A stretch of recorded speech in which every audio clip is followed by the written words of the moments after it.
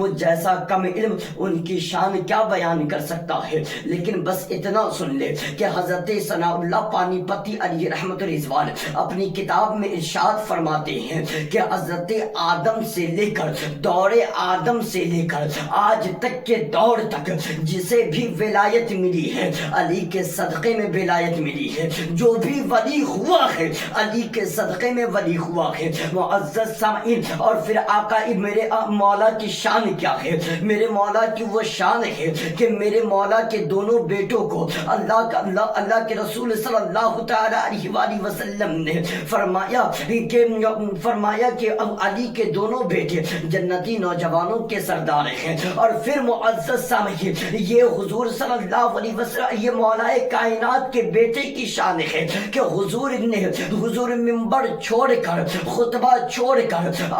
علی کے بیٹے کے پاس آتے ہیں، اور آنے کے بعد انہیں اپنے گود میں اٹھاتے ہیں اور پھر منبر پہ لے جاتے ہیں، اور پھر معزز سامعین ان پر ان کی تعریف و توصیف بیان کرتے ہیں۔ یہ مولا کائنات کے بیٹوں کی شان ہے۔ اور پھر یہ بھی بیان کر دوں کہ یہ صرف علی کے بیٹے کی شان ہے کہ اگر علی کا بیٹا نبی کے پشت پر، نبی کے کاندھے پر، نبی کے پشت پر سوار ہو جاتا ہے، اور اگر نبی حالت سجدہ میں ہے تو سجدے کو لمبا فرما دیتے ہیں۔ معزز سامعین، یہ علی کے بیٹوں کی شان ہے۔ اور پھر یہ بھی کہہ دوں کہ یہ علی کے بیٹوں کی شان ہے کہ اللہ تبارک و تعالی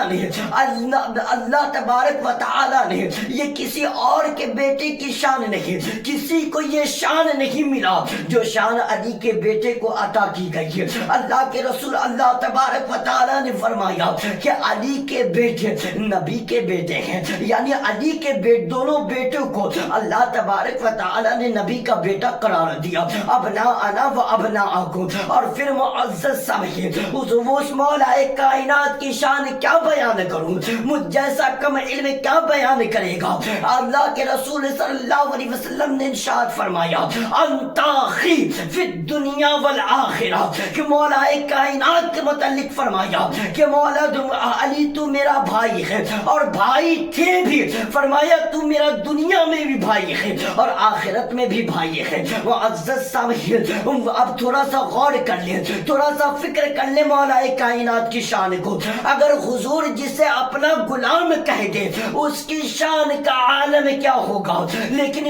اسی طرح اجمل سلطان پوری کہتے ہیں کہ جب سے ملا ہے دامن آل رسول کا، بے فکر ہو گیا ہوں شفاعت کی فکر سے، ترپا دیا کسی نے مدینے کے ذکر سے، آزاد ہو گیا ہوں دو عالم کے فکر سے، ملتی جو فرش مسجد نبوی تو چومتے، واجب سے سنتوں سے، فرائض سے، وطر سے، جسے حضور غلامی کی سند دے دے، جسے حضور غلامی کی سند دے دے، اسے بخشش اور مغفرت کی فکر نہیں ہونی چاہیے۔ حضور نے جسے اپنا بھائی کہا اور پھر فرمایا وہ مولا کائنات کی شان ہے، وہ مولا کائنات کی شان ہے کہ معزز سامعین، اور یہ بھی کہہ دوں کہ علی کو نبی کا بھائی کوئی ناظم نہیں کہہ رہا ہے، کوئی ناظم کی لفاظی نہیں ہے، کوئی خطیب کی خطابت کا جوہر نہیں ہے، کوئی فلسفانہ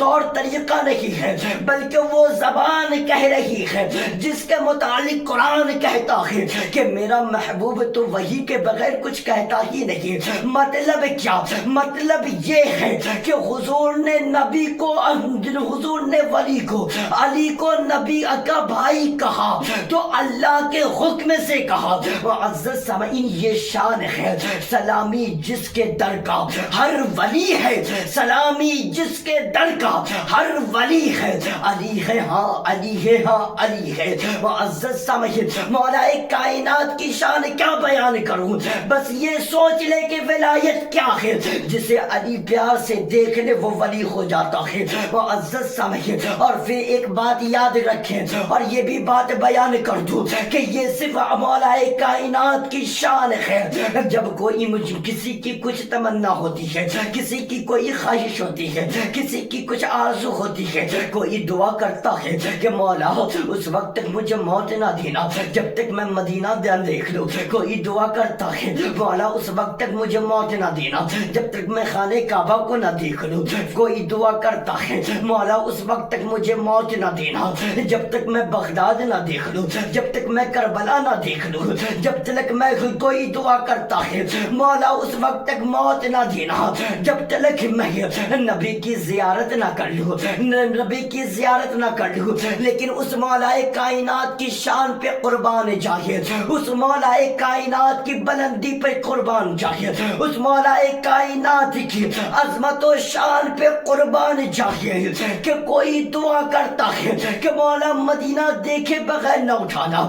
مدینہ دیکھے بغیر موت نہ دینا، کوئی دعا کرتا ہے کہ بغداد دیکھے بغیر نہ اٹھانا، کوئی دعا کرتا ہے کہ کربلا دیکھے بغیر نہ اٹھانا۔ لیکن حضور نے مولا کائنات کو ایک جنگ میں بھیجا اور بھیجنے کے بعد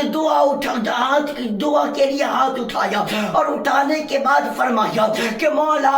اس وقت تک تو مجھے موت نہ دینا جب تک میں علی کو نہ دیکھ لوں۔ معزز سامعین، یہ میرے مولا کی شان ہے، وہ بھی مولا کائنات کی کیا شان بیان کروں، مولا کائنات کی کیا شان بیان کروں۔ وہ باب العلم ہے، فاتح خیبر ہے، فاتح حنین ہے، فاتح حنین بدر و حنین ہے، وہ جس کے دل میں جس کے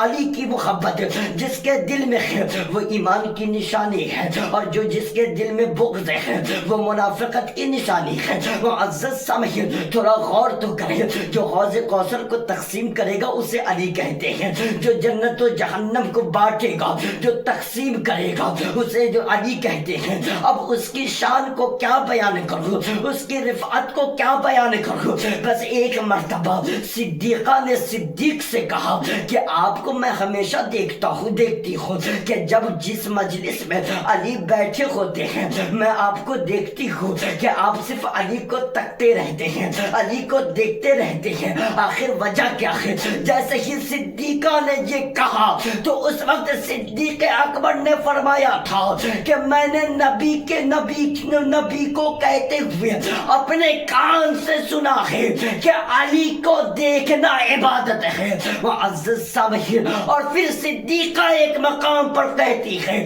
کہ علی کا ذکر کرنا عبادت ہے۔ معزز سامعین، اس کی شان کیا بیان کروں، ان کی رفعت کیا بیان کروں، ان کی عظمت کیا بیان کروں، ان کی سربلندی کیا بیان کروں۔ بس یہ سوچ لیں کہ جس کے دل میں علی کی محبت ہے پھر وہ دنیا میں بھی کامیاب ہے اور آخرت میں بھی کامیاب ہے۔ سلامی جس کے در کا ہر ولی ہے،